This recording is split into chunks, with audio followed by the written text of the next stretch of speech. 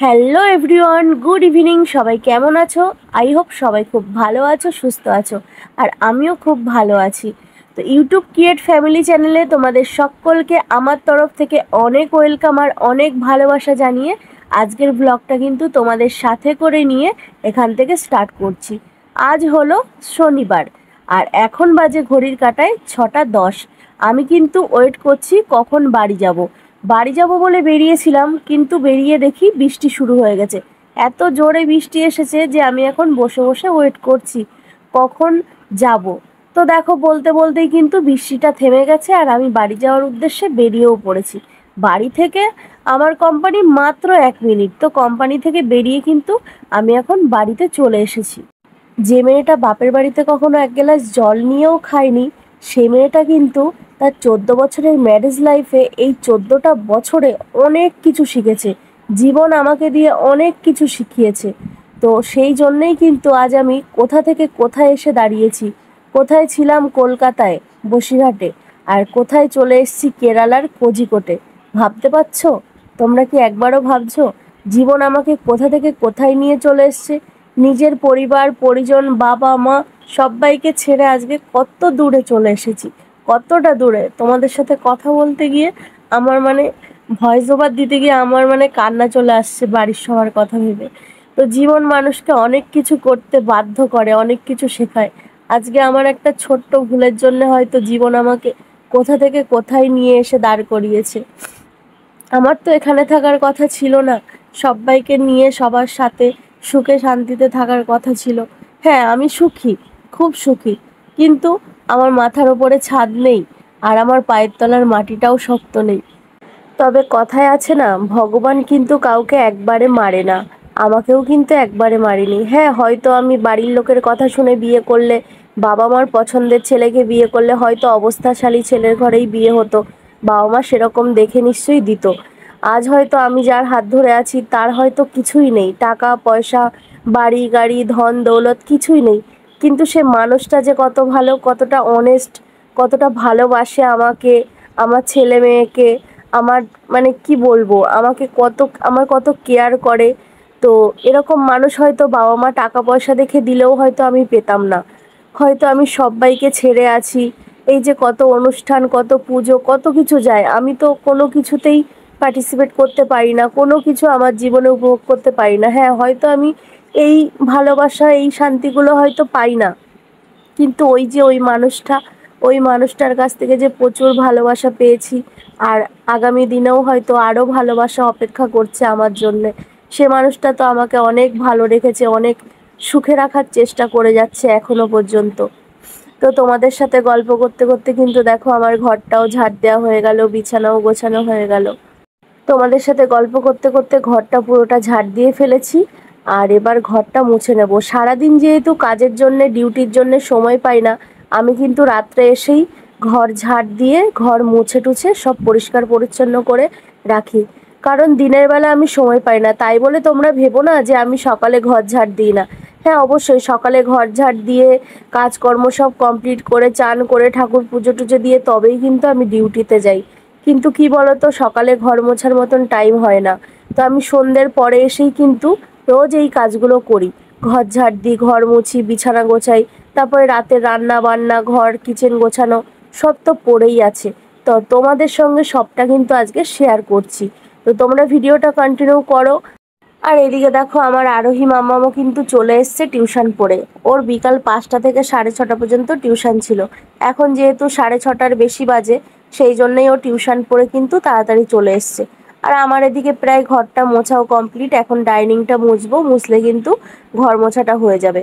আর কিচেনে অনেকটা থালা বাসন রয়েছে, তো সেগুলোও মাজতে হবে, এখনো অনেক কাজ পড়ে আছে। তো তোমাদেরকে যেই কথাগুলো আমি বলছিলাম, পায়ের তলার মাটিও শক্ত নেই আর মাথার উপরে ছাদও নেই। তো আগে কিন্তু আমি এগুলো কিছুই বুঝতাম না, কি পায়ের তলার মাটি আর কি হচ্ছে মাথার উপরে ছাদ। কিন্তু এখন এই 14 বছরের জীবনে আমি কিন্তু খুব ভালোভাবেই বুঝতে পারি যে পায়ের তলার মাটিটা কি জিনিস আর মাথার উপরে ছাদ থাকাটা কতটা প্রয়োজনীয়। আর যদি আমার মাথার উপরে ছাদ থাকতো তাহলে কিন্তু আমি এই এত দূর দেশে এসে পড়ে থাকতাম না, সবাইকে ছেড়ে, নিজের বাবা মা শ্বশুর শাশুড়ি সবাইকে ছেড়ে কিন্তু আজকে আমাকে এখানে একা থাকতে হতো না। তবে হ্যাঁ, আমার হাজবেন্ড কিন্তু আমাকে বাড়িতে থাকতে বলেছিল, কিন্তু আমি কি ভাবলাম জানো তো, সে মানুষটা আমাদের জন্য এত কষ্ট করবে আর আমি কিনা বাড়িতে থেকে সমস্ত আনন্দ সমস্ত কিছু উপভোগ করব, কেন, কিসের জন্যে? তারও তো সব আনন্দ উপভোগ করার কথা। তারও তো দিন শেষে মনে হতেই পারে যে সারা দিন এত কষ্ট করে আসার পরে বাড়িতে এসে ছেলে মেয়ের মুখটা দেখতে, নিজের ওয়াইফের মুখটা দেখতে, তাকে একটু ভালোবাসতে, তো তাদের সঙ্গে একটু টাইম কাটাতে, সময় কাটাতে তারও তো ইচ্ছা করতে পারে। কিন্তু সে যদি সেটা করতে না পারে, তার মনের অবস্থাটা কি হয়? কত বিয়ে, কত অনুষ্ঠান, কত পুজো, কত কিছু যায়, আমরা সব কিছু উপভোগ করব আর সে মানুষটা করবে না, এটা কি হয় কখনো? সেটা ভেবেই কিন্তু আমি তার কাছে ছুটে চলে আসি। সে আমাকে অনেকবার রেখে এসছে বাড়িতে, কিন্তু আমি তার কাছে থাকিনি, আমি চলে এসেছি।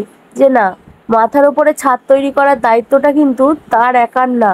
আমি যখন তার হাত ধরেছি, তার সাথে সাথে কিন্তু আমারও দায়িত্ব যে দুজনে মিলে কষ্ট করলে দুজনে কষ্ট করব, কষ্ট যদি না করি, সুখে থাকলে দুজনে একসাথে সুখে থাকবো।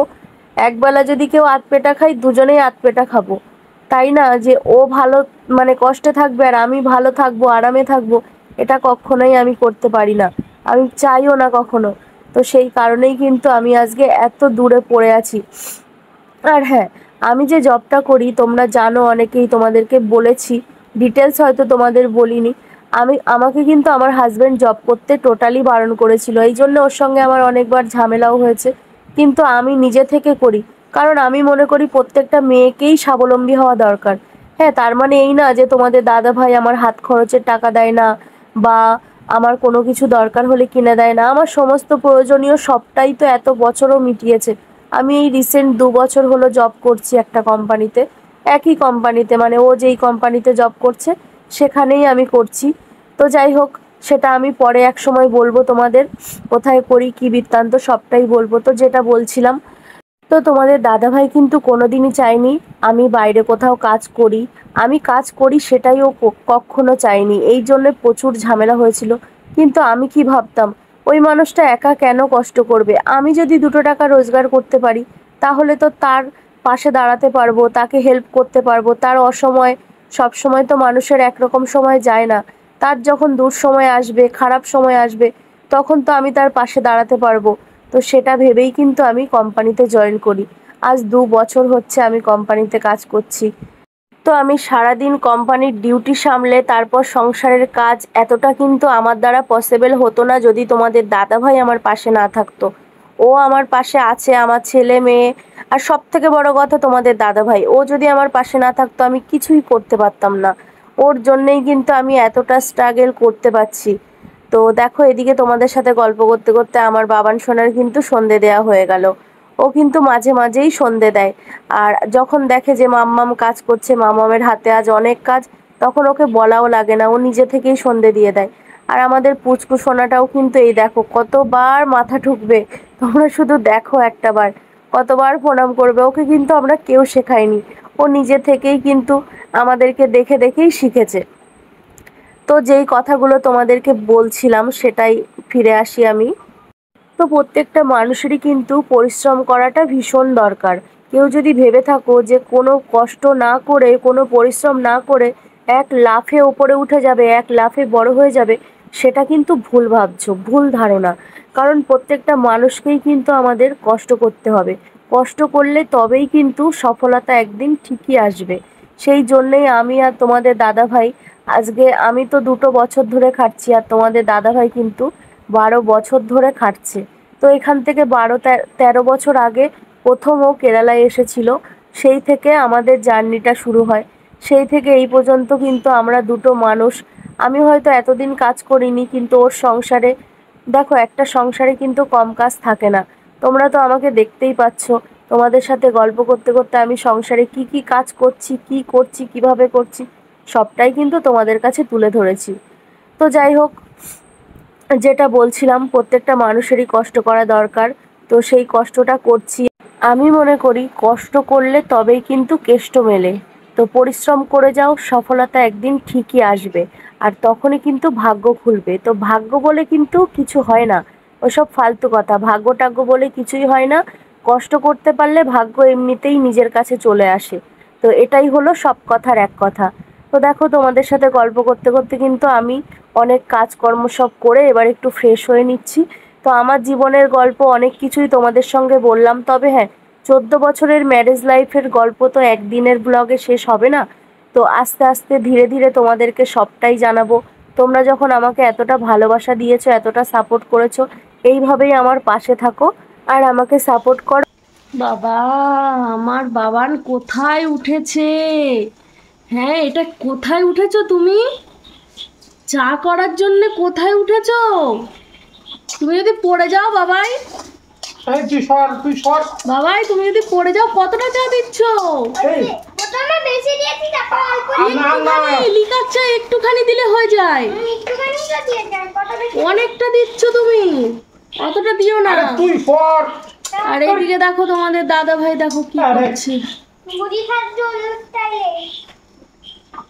আমার বাবান কিন্তু এই ছোট্টবেলা থেকে কতটা সংসারী সেটা তোমরা দেখেই বুঝতে পারছো। আলুর খোসা ছাড়াতে বসে গেছে। আর এদিকে দেখো তোমাদের দাদাভাই রসুন ছাড়াচ্ছে। আর আমার যে সব থেকে বড় কাজ রুটি বানানো, তো আমি কিন্তু আটাটা মাখিয়ে রেখে দিয়েছি। আর রুটি করতেও চলে এসেছি, কারণ রুটি করব, রুটি করে তারপরে খাওয়া দাওয়া করে বাকি কাজ তো পড়েই আছে। তো ভিডিও এডিট করতে হবে, অনেক কাজ আছে, সেই জন্য তাড়াতাড়ি করে রুটি করে নিচ্ছি। সেই যে সন্ধে 6টার পরে ডিউটি থেকে বাড়ি এসেছি, বাড়িতে এসে সেই থেকে কিন্তু তোমরা দেখছো যে আমি কত কাজ করলাম। এখনো পর্যন্ত আমি 2 মিনিট বসারও সময় পাইনি। তো ভীষণ কষ্ট হচ্ছে, অনেকক্ষণ থেকে কাজ করছি, প্রচণ্ড কষ্ট হচ্ছে, মাজা যন্ত্রণা করছে। তো এবার একটু আমাকে রেস্ট করতে হবে, সেই জন্য তাড়াতাড়ি করে রুটিটা করে নিচ্ছি। তো আমার একজন বাংলাদেশের বন্ধু মিস্টার অ্যান্ড মিসেস রয় আমাকে কমেন্ট করেছিল আমি নাকি খুব সুন্দর রুটি বানাতে পারি।